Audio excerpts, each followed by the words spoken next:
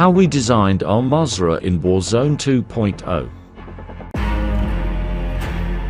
The biggest challenge to creating a map at this size is the amount of people that need to touch it. MWII is so large. We have so many POIs. You don't want to have a lot of diluted themes. So all of our locations are very interesting. There's a lot of visual elements that make each one iconic in its own way. We really looked into city planning, just like things that usually run day to day in a real city. For example, like street signs, we try to make sure that we have these different locations mentioned in these signage. So we're trying to link all these places so the player has an understanding of where they are and where they're going. Design's also going to kind of start with an idea of gameplay for a specific game mode. So we might design a location on the map as part of a ground war space, and then from there, figure out how it can fit into the BR spaces, how it can fit into 6v6 game modes. We mainly focus on how that space will be experienced by players, especially with the hanging mechanic, as an example, really allows the players to parkour, travel through the maps, jumping from rooftops to rooftops, and then parachuting out of the space. We now have a river flowing all the way through. We have boats, tunnels, different areas underneath water that the players can discover